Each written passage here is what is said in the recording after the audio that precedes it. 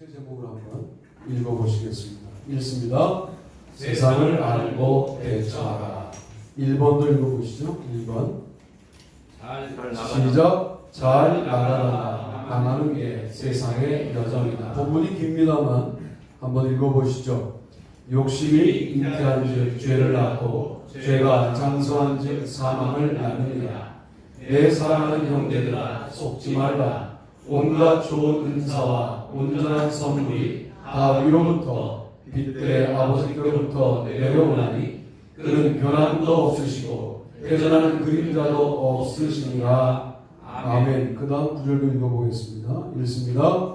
그러므로 모든 육체는 풀과 같고 그 모든 영광은 풀의 꽃과 같으니 풀은 마르고 꽃은 떨어지되 오직 주의 말씀은 세세토록 있도다 하였으니 너희에게 전한 복음이 곧 이 말씀이니라. 아멘. 그 다음 말씀도 읽어보시죠. 읽습니다. 이는 세상에 있는 모든 것이 육신의 정욕과 안목의 정욕과 이생의 자랑이니 다 아버지께로부터 온 것이 아니요 세상으로부터 온 것이라. 이 세상도 그 정욕도 지나가되 오직 하나님의 뜻을 행하는 자는 영원히 거하느니라. 아멘. 수고하셨습니다. 너무 긴 말씀 읽으신가요? 이게 세상입니다. 공동서신에서는 로마의 흔적을 숨겨놓습니다. 왜냐하면 대놓고 말하면 로마의 박해가 더 심해지기 때문에 자신들의 서신에 암호처럼 로마는 망할 것이다 라고 하는 말씀을 숨겨놓은 거예요. 이게 성경이 담고 있는 세상에 관련된 속성이고 암호인 거죠. 그래서 야고보서에도 욕심이 잉태한 즉 죄를 낳고 죄가 장성한 즉 사망을 낳느니라 할 때 누구를 염두하는 거냐면 로마가 결국은 사망으로 갈 거야 하는 사실을 언급하는 것이죠. 베드로전서에 모든 육체는 풀과 같고 그 모든 영광은 풀의 꽃과 같으니 풀은 마르고 꽃은 떨어지되 하고 말할 때 누구를 염두하는 거냐? 니네 풀에 꽃 폈다고 좋아하는 로마, 너 풀 마르고 꽃은 떨어진다 하는 사실을 말하고 있는 거죠.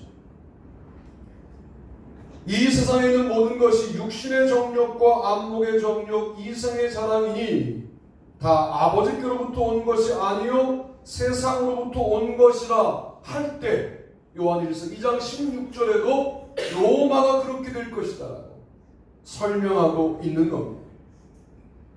육신이 바라는 걸 너희들이 할 수 있다고 성공한 것 같지, 눈에 보이는 것 다 가지니까 성공한 것 같지, 이생의 자랑까지 가니까 정말 이제는 보이는 게 없지. 그런데 이생의 자랑을 말하는 알라조네이아라고 하는 헬라어는 석고그릇이라는 어근을 갖고 있습니다.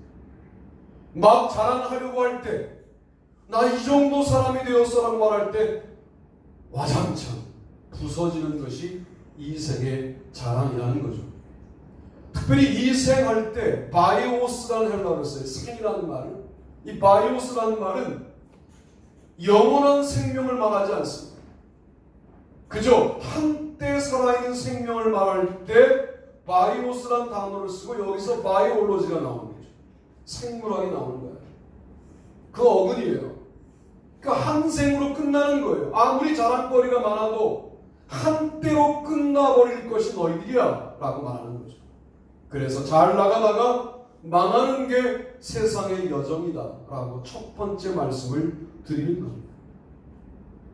잘 보세요. 그런데 욕심이 잉태한다잖아요. 욕심이 잉태한 즉 죄를 낳고 죄가 장성한 즉 사망을 낳느니라. 그러니까 죽을 때까지 자기들에게 문제가 있는 걸 모르는 거예요. 이게 세상의 특징이에요. 마지막 순간까지가 이렇게 해서 죽는 거구나 라고 하는 순간까지 가기 전까지는 자기가 망할 존재라는 사실을 인정하지 않는 거예요. 그러니까 욕심에서 멈추지 않고 잉태하여 죄까지 가고 죄에서 멈추지 않고 장성하여 사망까지 가는 것이죠. 이것이 미련한 겁니다. 우리가 세상 사람과 다른 것은 욕심으로 출발했지만 이것이 죄악을 낳는 단계까지 갈 때, 죄악을 잉태하는 단계까지 갈 때 우리는 깨닫죠. 아, 이게 뭔가 잘못된 것이로구나 깨닫고 멈추고 다시 욕심 이전으로 우리의 신앙을 돌리지 않습니까? 만약 우리도 욕심에서 죄악으로, 죄악에서 사망으로 옮겨져 가고 있는데 깨닫지 못한다면 세상과 같이 망할 수밖에 없죠. 혹시라도 지금 죄악의 단계까지 가 있다면 사망의 단계에 가기 전에 돌이켜야 합니다. 그리고 다시 주님을 붙잡아야 합니다. 베드로전서에서는 세상은 육체의 풀과 같다. 그 육체의 영광은 풀의 꽃과 같다. 풀은 마르고 꽃은 시든다 라고 말씀하고 있어요. 풀 마릅니다. 꽃 시듭니다. 떨어집니다. 우리 아이들이 풀의 꽃처럼 살기를 바라죠. 우리들이. 여러분 수정해 드릴게요. 영원한 생명나무의 열매처럼 살게 되기를 축복합니다. 아멘. 풀의 꽃처럼 살면 안 돼요. 세상에서 부리는 욕심을 같이 부리면서 풀의 꽃 되면 성공이라고 말하는 그 길로 가면 안 돼요. 성공하지 말잔 말이 아니라 속도가 느리고 성장 속도가 느려요. 풀들은 쑥쑥 자라죠. 풀들은 농사 짓는 분들이 하시는 말씀 들어보니까 이 풀 때문에 농사 못 짓겠다는 거예요. 남해안주에 사는 분들은 고개를 끄덕거리고 있고 인천에 아파트에 사는 분들은 이게 무슨 얘기인가 하고 있는데 남해안주쯤만 가도 집 주변에 그냥 엊그저께 봤던 키 낮은 풀이 쑥 자라 있어요.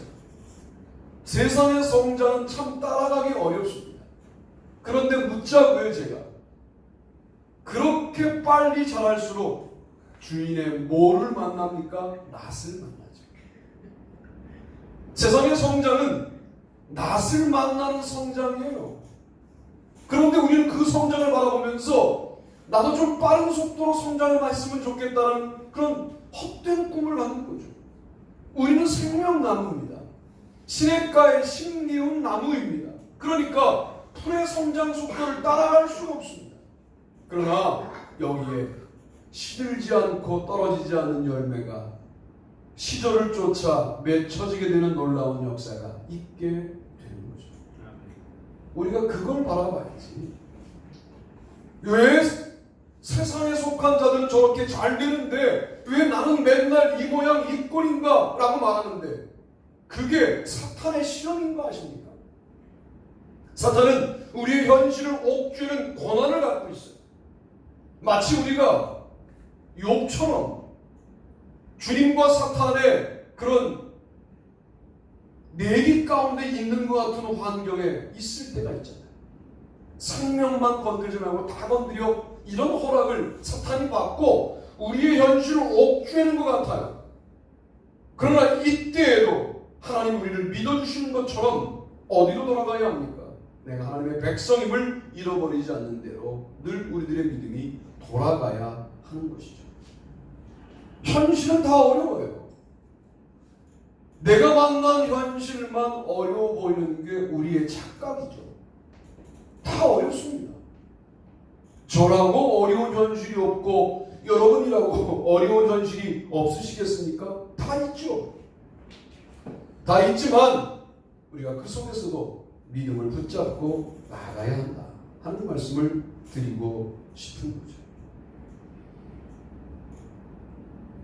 육신의 정욕, 여러분의 몸이 원하는 대로 살면 그걸 편안한 삶이라고 해요. 그때 뭐가 사라집니까? 평안이 사라집니다. 안목의 정욕, 차라리 눈에 안 보이면 죄를 안 짓겠는데 눈에 보이니까 비교하게 되고 눈에 보이니까 가지고 싶어서 미치고 눈에 보이니까 소나기에 집어넣으려고 갖은 방법을 사용하는 우리의 삶이 안목의 정욕 아닙니까? 요한일서에 보면 형제 사랑이 안목의 정욕과 연결되는 사람이에요. 내가 내 욕망에 눈이 멀어요. 사실은 욕망을 쳐다보고 있지만 욕망에 눈이 머는 거죠. 눈이 멀어버리니까 누가 안 보여요? 형제가 안 보입니다. 사람이 안 보여요. 내가 갖고 싶은 것이 일단 내 눈앞에 존재하면 사람을 치워서라도 그것을 가져야 되는 것이 세상의 속성이에요. 그러나 육신의 정욕보다 더 강력한 안목의 정욕까지 눈에 보이는 모든 것들을 모조리 취하는 삶을 살게 되었을지라도, 그리고 이 세상을 살아가는 동안 너무 자랑거리가 많아서 성공했다고 말할 만한 인생을 살고 있을지라도 곧 부서집니다. 석고 그릇은 그릇으로서 역할을 감당할 수 없는 그런 그릇입니다. 인생은 바로 하나님 없이 살아갈 때 그렇게 된다는 사실을 기억할 필요가 있습니다. 우리 풋풋할 때 만나서 이제는 장년들이 되어 있는데 참 인생 빠르지 않습니까? 여러분이 저를 봐도, 제가 여러분을 봐도, 야, 이렇게 한 텀만 더 가면 이제 우리는 모두 현역에서 은퇴하겠구나, 그런 생각이 들어요. 그러면 이거 제대로 살아야 되는데 하는 마음이 들지 않습니다. 내가 하고 싶은 대로 하고, 내가 보고 갖고 싶은 것을 무조건 쟁취하고, 인생에 하나님 말고 나의 자랑으로 인생의 자랑을 삼고 결국은 부서지는 삶을 선택할 것인가? 아니면 하나님과 함께 다시 한번 우리의 삶을 되돌아보며 다시 출발할 것인가? 이런 생각을 하게 만드는 것이죠. 마치 스프링복이라고 하는 아프리카의 영양이 먹이 경쟁을 하다가 절벽에서 집단적으로 떨어져 모두 죽는 것 같은 인생이 우리의 인생 아닙니까? 얼마나 더 좋은 걸 먹겠다. 요즘은 그냥 먹는데 그렇게 뭘 그렇게 막 음식을 찍는지 알 수가 없어요. 정말 그렇게 다 먹으면 큰일 날 것 같은데 막 찍고, 이게 뭐냐면 우리 가정을 행복해요. 불행한 거예요. 사실 내용은 불행한 거예요. 그러니까 자꾸만 음식을 찍어서 우리가 이런 것도 먹어요. 너무 비참하지 않아요? 당연히 먹는 걸 막 찍어서 막 1000명이 넘는 SNS 친구들에게 나 오늘 이거 먹었다고, 가족과 함께. 이게 뭘까 도대체? 이런 영화를 봤다고. 그 더러운 영화 패러사이트, 기생충. 응? 패러슈트는 뭐예요? 낙하산. 패러사이트는 기생충. 이런 영화를 봤다고. 아직 못 봤어요 저는. 그럼 왜 또 올리죠? 정말 자랑할 게 너무 없는 거죠. 이런 건 어때요? 우리 가족이 전체 성경을 6월달까지 일독했다고. 이런 걸 좀 올리면 좋은데 맨날 먹은 거, 어디 간 거, 뭐 본 거, 누구 만난 거, 뭘 그걸 다 노출을 할까요?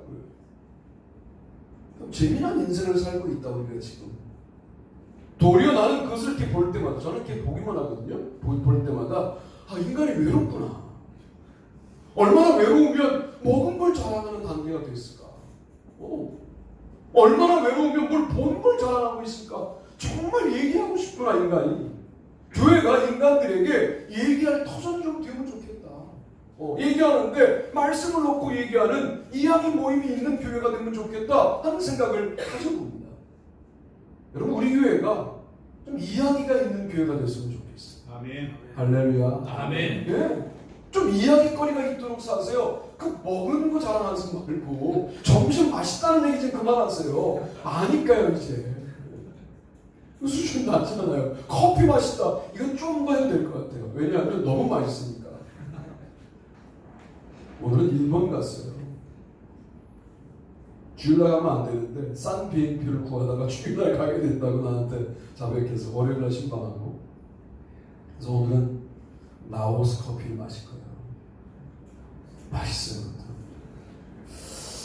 여러분, 세상에 너무 자랑할 것들이 많으시겠지만 우리 자랑의 방향을 좀 바꾸셔서 십자가를 자랑하고 예수님을 자랑하는 삶을 살게 되기를 바랍니다. 두 번째 보시죠. 두 번째 읽어봅니다. 시작. 영원한 것은 하나님의 말씀, 하나님의 뜻을 행하는 자들이다. 본문도 읽어봅니다. 내 사랑하는 형제들아, 속지 말라. 온갖 좋은 은사와 온전한 선물이 다 위로부터 빛들의 아버지께로부터 내려오나니 그는 변함도 없으시고 회전하는 그림자도 없으시니라. 오직 주의 말씀은 세세토록 있도다 하였으니 너희에게 전한 복음이 곧 이 말씀이니라. 이 세상도 그 정력도 지나가되 오직 하나님의 뜻을 행하는 자는 영원히 거하느니라. 아멘. 영원한 게 따로 있다는 거예요. 옮기는 시간을 기다려줘야 되는데, 그렇죠? 제가 못 기다리고 손으로 이렇게 넘어가는 거거든요. 빨리 읽었어요. 영원한 게 있어요. 하나님은 변함이 없으세요. 할렐루야. 아멘. 우리가 변하죠. 사랑이 어떻게 변하니? 니네 사랑은 변해요. 인간의 사랑은 변하죠. 안 변할 것처럼 사귀면서는 그렇게 마음 먹어야 되지만 다 변해요. 변하지 않는 사랑은 하나님의 사랑밖에 없습니다. 우리가 변해도 끝까지 잡고 있어. 참 속도 좋은 분이죠. 나 같으면 변한 김권사님 버리고 안 변한 김집사님 잡을 텐데 주님은 둘 다 잡아. 이게 참 속이 좋은 분이에요. 변함이 없으세요. 회전하는 그림자도 없으세요. 이 말씀 무슨 말씀이에요? 나 너 몰라? 이게 없으세요. 어떤 순간에도 나는 너 몰라 라고 말씀하시느라 돌이키셔서 돌아서셔서 회전하는 그림자를 만드시는 법이 없는 분이 우리 하나님이세요. 그분만 영원하신 거죠. 세상이 영원할 것처럼 보이니까 그렇게 욕심을 부리며 그렇게 모든 것을 가지려고 하며 그렇게 모든 것을 누리려고 하며 참지 못하며 나누어주지 못하며 그렇게 사람들을 억울하게 만들고 그 자리에 올라가고 하는 형태의 삶을 살고 그걸 아주 치열하게 잘하면 성공한 삶이라고 말하고 있는 지금 우리에게 세상은 금방 지나갈 안개와 같은 것인데 오로지 영원한 분 하나님밖에 없으시다는 사실을 인정하며 세상을 다시 한번 살아봅시다. 달라져요. 그러면 삶이 달라진다고요. 지금과는 달라져요. 누가 나를 억울하게 에이, 곧 지나갈 텐데. 제가 예전에 있던 교회에는 억울한 일이 많았어요. 교회에도 억울한 일이 있더라. 부목사들이 많으면 억울한 일이 많아. 내가 안 한 일을 했다고 보고하는 그 부목사들 중에 인기가 있으면 늘 저처럼 고난을 당해요. 아니 안 한 일을 했다고 보고하는 거예요. 저는 32살서부터 대학에서 강의했으니까. 여러분 이게 그 연배에 쉬운 일이 아니잖아요. 그러니까 막 깎아내리는 말들을 담임 목사님께 막 하는 거예요. 근데 어른들은 사실 여부를 떠나서 그런 얘기가 들리면 확인하시잖아요. 확인하시더라고요. 아닙니다. 그래도 뭐 이미 그런 얘기를 들은 거하고 듣지 않은 거하고는 나를 대하는 태도가 달라질 수밖에 없는 그런 억울한 일을 당하죠. 그때 제가 무엇으로 설명했냐면 여기는 군대다. 이렇게 설명했어요. 군대에는 별일이 다 있는 거다. 이 군대는 제대가 있다. 이 교회를 떠날 날이 오잖아요. 그죠? 제대하면 모든 게 이해될 것이다. 이렇게 제가 설명했습니다. 조금 범위를 넓혀볼게요. 세상을 사는 내내 억울한 일을 당했어요. 여기는 군대입니다. 제대할 날이 옵니다. 하늘나라 가면 모든 게 다 설명됩니다. 바라기는 가기 전에도 설명되는 통쾌함이 여러분의 인생에 있게 되기를 축복합니다. 그러니까 욕심껏 살지 말고 영원하신 하나님을 붙잡고 살자는 거예요. 이 세상도 정욕도 다 지나가되 하나님의 뜻을 행하는 자들은 영원히 거한다. 하나님의 뜻을 행하는 사람들이 영원하다는 거예요. 여러분이 영원하다는 거예요. 하나님의 뜻을 행하는 여러분들이 영원한 존재라는 거예요. 그러므로 하나님의 뜻이 우리의 영원한 존재를 확고하게 만드는 유일한 내용이라는 사실을 인정하고 인생을 사는 것이죠. 왜 말씀을 읽어요? 왜 말씀을 묵상해요? 거기에 하나님의 뜻이 있으니까. 왜 오늘 예배를 드려요? 여기에 하나님의 뜻이 전달되고 있으니까. 그 뜻을 깨달으면 나는 이 순간적인 삶을 살아가지만 영원한 삶을 살게 될 테니까. 이렇게 우리가 살아가는 겁니다. 오직 주의 말씀은 세세토록 있도다 하였으니 너희에게 전한 복음이 곧 이 말씀입니다. 하나님의 말씀이 영원하다는 거예요. 세상은 다 지나가지만 주님의 말씀만 영원하다 하는 사실을 여러분 반드시 기억하고 말씀을 사모하는 귀한 인생을 사시기를 바랍니다. 말씀이 사모가 되어야 돼요. 말씀이 정말 듣고 싶어져야 돼요. 말씀이 정말 필요하다고 느껴져야 돼요. 말씀이 나에게 사무쳐야 돼요.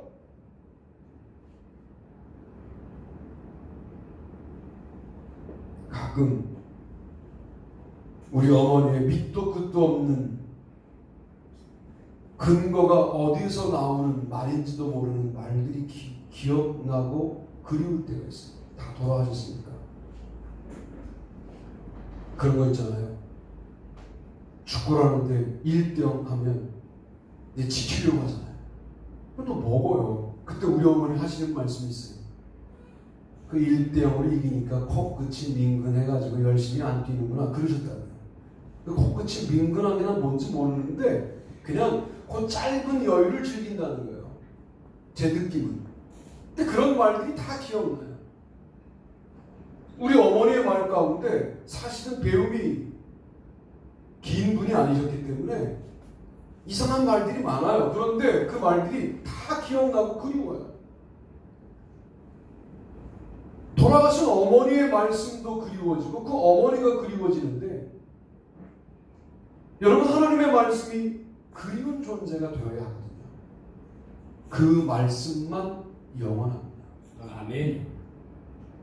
자, 근데 그 말씀이 뭐냐 할 때 너희에게 전한 복음이니라.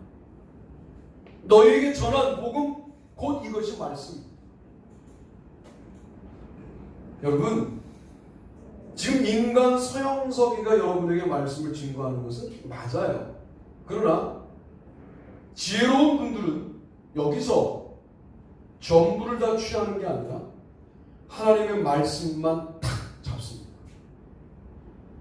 그것이 여러분을 영원한 존재가 되게 만드는 거예요.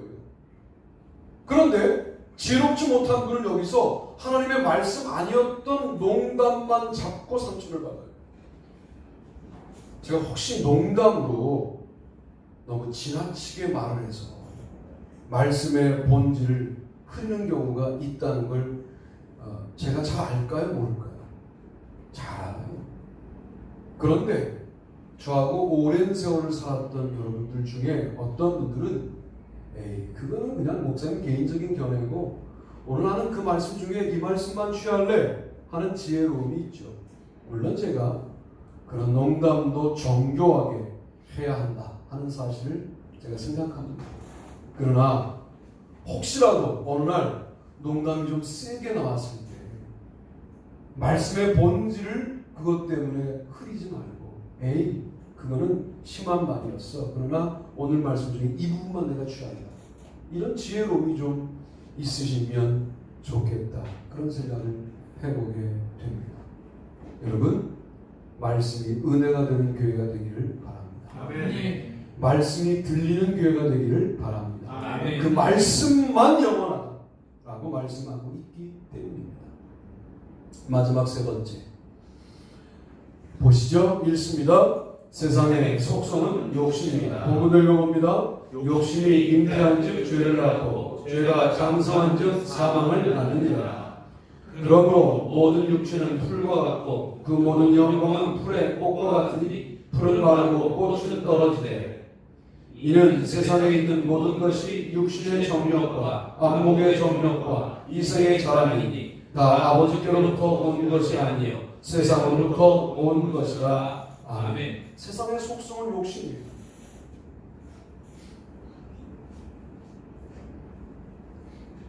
우리 아들은 너무 욕심이 없어서 문제예요. 그게 왜 문제예요? 솔직히 말하면 욕심이 없어서 문제라기보다는 인생을 열심히 안 사는 게 문제인 거죠. 그렇게 말씀하시면 안 돼요. 열정이 부족한 게 문제예요. 이렇게 말해야지. 너무 욕심이 없는 게 문제예요. 그건 문제가 아니에요. 욕심은 없어야죠. 욕심은 없고 삶의 열정은 넘쳐야 돼요. 이게 달라요. 나는 우리 아이들이, 여러분들이 하나님의 열심으로 살게 되기를 축복합니다. 아멘. 하나님의 열심으로 사셔야 되는데 나의 열심으로 살다 보니까 나의 열심은 욕심이란 말이에요. 하나님의 열심은 하나님의 마음에 맞는 열정을 말하는 거예요. 하나님의 마음을 따라가는 열정을 말하는 거예요. 무조건 열정적이면 용서가 된다? 이거는 잘못된 관점이죠. 하나님의 뜻에 맞는 열정이어야 하나님의 열심이 되어서 그 열정은 정말 모든 걸 다 성취하되 자기중심적이지 않을 수 있게 되는 거잖아요. 세상의 속성은 그렇지 않은 자기중심적인 확대, 자기의 증대, 자기의 확장을 꾀하는 욕심이 세상의 속성입니다. 그것과 반대로 가셔야 돼요. 그것과 반대로 가되 그 세상의 욕심이 갖고 있는 에너지를 훨씬 더 뛰어넘는 힘을 여러분 발휘하시며 인생을 살아주셔야 됩니다. 욕심은 가만히 있지 않아요. 바꿔 말하면 사탄은 멈추지 않는다고요.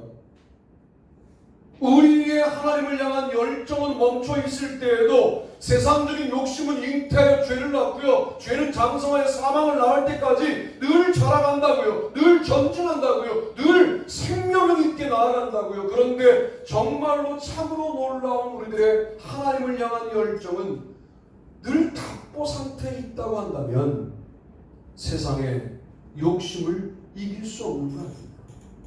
세상의 속성을 알고 그들보다 더 나은 하나님의 열심으로 인생을 살아가시기를 바랍니다. 아멘. 모든 육체는 풀과 같고요. 모든 영광은 풀의 꽃과 같아요. 정말 욕심껏 자라죠. 욕심껏 자라 키 높이만큼 자라고 난 다음에 꽃까지 피우면 정말 부럽죠. 왜? 나는 아직도 씨앗을 단 게 있으니까. 나는 아직도 싹도 안 텄는데 세상은 이미 장성하여 꽃을 피우고 있을 때 우리는 부럽습니다. 그리고 나는 정말 이 세상을 이렇게 끝내야 하는 것인가? 나는 왜 이렇게 주님께 영광 돌리는 인생을 살려고 하는데 뭐 되는 게 없나? 라고 자기를 한탄하게 됩니다. 여러분 그 순간 한탄하지 말고요. 그렇게 무너지지 말고요. 뭐 하셔야 합니까?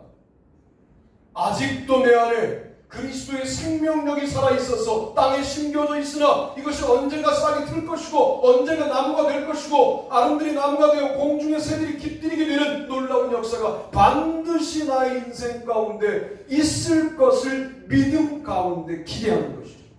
아멘. 이것이 하나님의 열심을 믿는 거예요. 우리의 삶의 밭에도 잡초들은 있어요. 내가 싹트지 않으니까 바로 어디로 이동하냐면 그 잡초의 삶으로 이동하여 빨리 성장하는 쪽을 선택하여 세상 모든 사람들이 여러분을 박수하고 여러분을 칭찬하자. 뭐 대단한 존재나 된 것처럼 교만하다가 낯을 만나 영원한 불에 들어가지 마시고 다시 씨앗이 단계일지라도 주님의 생명력을 가지고 땅속으로 기어들어가는 겸손함이 필요합니다. 주님 거기서부터 일하시게 되는 거죠. 육신의 정욕, 욕심이지 않습니까? 세상의 속성은 욕심입니다. 안목의 정욕, 이성의 자랑, 출발이 욕심이지 않습니까? 그러나 하나님의 열심, 하나님의 열정, 결국은 십자가 자랑, 그리스도 자랑, 이렇게 우리의 인생이 펼쳐져 간다면 얼마나 아름답겠습니까? 왜 형제에게 나누어 주어야 합니까? 가장 효과적으로 사탄의 공격 방향을 막을 수 있는 훌륭한 대처이기 때문에 그렇습니다. 그 형제하고의 관계를 아름답게 하기 위해서 나눠주는 게 아니라 나의 가진 것의 소중한 부분들을 나눠 주었더니 무엇이 정돈되냐면 욕심이 정돈되어 사탄이 나를 공격할 주 공격로가 그 나눔으로 말미암아 막히게 되기 때문에 나누고 살아야 된다는 것이죠. 왜 형제를 무난해야 합니까? 시간을 내서 형제를 무난하는 동안 내 시간은 너무나 소중한 것인데 내 시간을 들여 형제를 무난하다 보니까 무난하는 동안 형제를 경쟁 상대로 여겼던 나의 욕심의 마음이 정돈되고 형제가 형제로 보이는 놀라운 역사가 시작되고 사탄은 나를 공격하고 싶은데 이미 마음속의 욕심이 형제를 무난하는 동안 정리정돈이 되어 공격할 구석이 없는 귀한 삶을 살게 되는 것이죠. 성경에 말하는 모든 사랑, 용서, 왜 이 모든 것들을 하고 살아야 되냐면 사탄의 주 공격로인 욕심이라는 주 공격로를 막을 수 있기 때문에 하고 살아야 되는 영적 전투의 내용이다 말이죠. 오늘 여러분에게 말씀드렸던 내용을 주보를 가져가셔서 자꾸만 읽어보세요. 내가 세상과 얼마나 다른가를 늘 묵상하세요. 그리고 세상과는 다른 하나님의 자녀로 굳게 세움받는 또 한 주간을 살아가시기를 주님의 이름으로 축복합니다.